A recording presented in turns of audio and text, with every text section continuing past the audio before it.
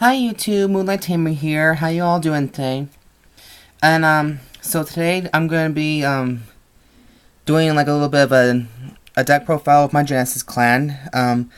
Only this time I've decided to make two different set parts of Genesis. I made one for the Artemis series, and now this one's for the Soul Charging Extravaganza, I guess you could say. So like I said, both decks are from the same clan but with different units. So I've been doing this at work today, just sitting, trying out different units to see what's best, and hopefully I got to the. Yeah. So, anyways, I'll let you guys decide on which Genesis Genesis deck you think is best for me, the Artemis or the Iwanagahime deck. So. Anyways, for starting Vanguard, for grade 1s, we have the starting Vanguard, Battle Main Tamayorihime. She has a great ability for a starting Vanguard. Like, when a Genesis, grade 1 Genesis ride this unit, you may call the Rear Guard, of course. It's a Forerunner. And, when the attack hits a Vanguard successfully during the battle, this unit boosted the Genesis. You can counterblast 2 cards and Soul Charge 3 times. So this will give you a very early game time to soul charge more cards in the soul for the higher special powers. And okay, so that's the starting Vanguard. Now for the trigger lineup, we have, of course, 4 heal triggers, and I decided to change out I'm not running any stands here, so this is 4 fancy monkeys for the extra draw powers, 4 draws, and I got a total of 8 crits, 8 criticals. So, yeah. So this deck provides a very aggressive bound to servitude. If that makes any sense whatsoever. I have bad timing with words these days. I clearly don't know my own words. So, for grade 1s, we have 4 copies of Witch of Cats Cumin. When she's called to the Vanguard or Rearguard circle, you can soul charge 1 card. So again, this deck provides heavy duty of soul charging. We have 4 copies of Witch of Frogs Melissa.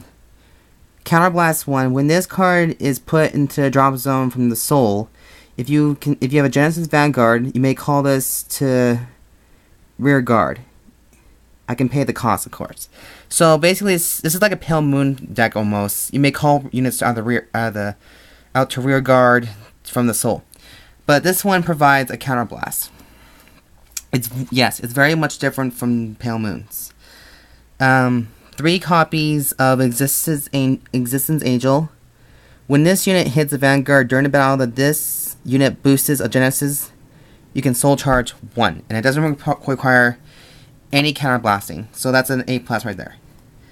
Last but not least, we have the perfect cards, aka in Japanese, Kanzen God. The 4 copies of Goddess of Self-Sacrifice Kushinada. I love the artwork on this, though. It's very much beautiful. And so enough of that chit-chatting. Here's the grade 2 lineup.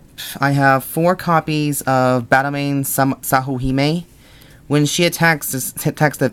the attack hits the Vanguard, if this Vanguard Genesis or anything, you can counterblast 1 to soul charge 3 cards. So it's very much precisely the opposite of what Tamayorihime is. At least you don't counterblast much. You gotta save your counterblastings early on.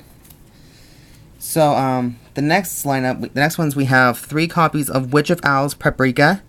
If the Vanguard is capable of leashing the limit break ability, she gets 3,000 power to the end of that battle when she attacks. So she's kind of like Crimson Beast Tamer, except she is she's in the rear guard circle, and as long as your Vanguard contains a limit break. Last but not least, we have 4 copies of Witch of Ravens Chamomile. I guess you can say this is a half witch, half soul charge, mostly about witches. But she has the exact ability that Melissa has, so no need to explain myself right there. So for the grade 3 lineup, I run 7. 4 copies of Goddess of Good Luck, Fortuna.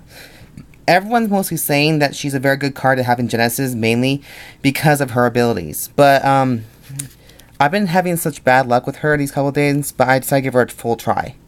Once again, because she's so freaking awesome. She reminds me of Cyber Angel Benton in Yu-Gi-Oh! But what her limit break says, Soul Blast 3, when this unit's drive check reveals a grade 1 or greater Genesis, you may pay the costs. If you do, put the card revealed with that drive check into your drop zone and perform an additional drive check. Basically, it means you can perform a third drive check in a row in one turn. Her active ability is Soul Blast 3. This unit gets 5,000 power at the end of the turn, and we all know what the Lord is, so I don't need to tell you that. And last but not least, we have 3 copies of Eternal Goddess Iwanagahime. I love this card to death so much, and I wish I had it for Artemis, but unfortunately, I'm still trying to tweak that shit out. So, her limit break is Soul Blast 6. I can retire all... I have the Soul Blast 6 cards out of the Soul. This is where the Soul charging comes in very handy for. Soul Blast 6, retire all your opponent's rear guards in the front row. So, which means no intercepting, nada.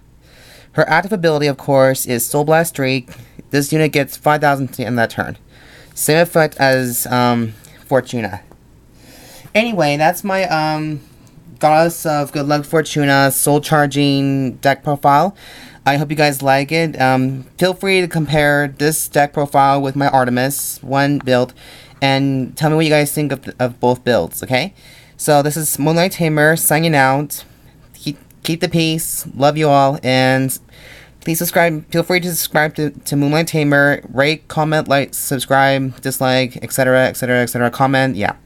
So anyways, have a great day. And I forgot to say this before. Happy New Year. Or Happy New Year's. But happy late New Year's. So have a great day. This is Moonlight Tamer signing out. Bye.